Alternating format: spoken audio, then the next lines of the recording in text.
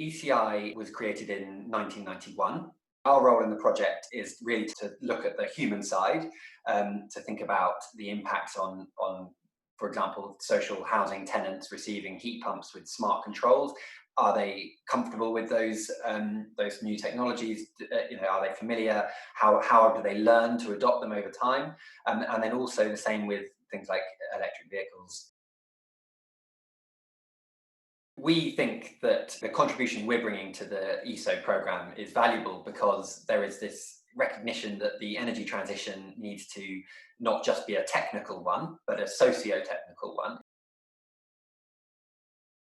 We were all ready and good to go to start engaging with some of the social housing tenants in Blackbird Leys that were going to receive ground source heat pumps and smart controls in their homes. But we are trying to adapt our approach, so doing things like allowing householders to install their own temperature monitors and humidity sensors and that kind of thing.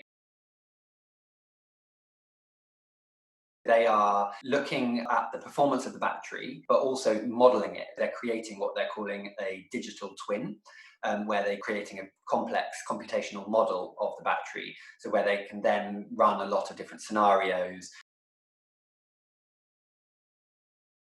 The bit that I find most exciting about Energy Superhub Oxford is the fact that it's trying to do so many things all together and all at once. So particularly the idea that it's integrating what we call vectors in energy. So the electricity system, transport, heat, and now the kind of fourth vector that's increasingly important, which is storage.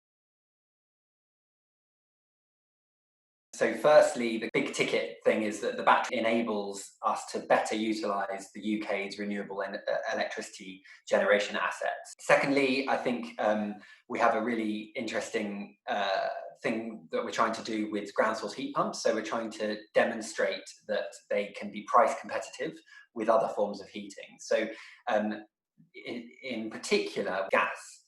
And that's a very difficult thing to prove because gas is very cheap, and 80% of British homes are on the gas grid. What we really need more of is deployment, and particularly experimenting with the difficult challenges of actually installing things and bringing direct benefits to local communities. So we can prove that technology works, but how it works in practice is another question that really you can only test in the real world, and that's what we're doing in ESO.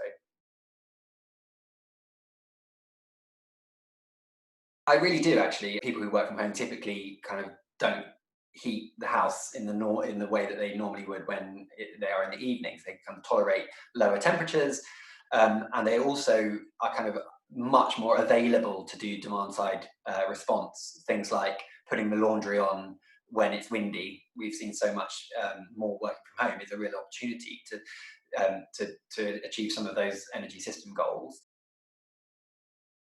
We're lucky in that we live in the countryside, so we can get out and ride my bike with my daughter. It's been really, really great. And I bought myself a lathe, and I'm learning how to make bowls out on my lathe. So that happens after my daughter goes to bed.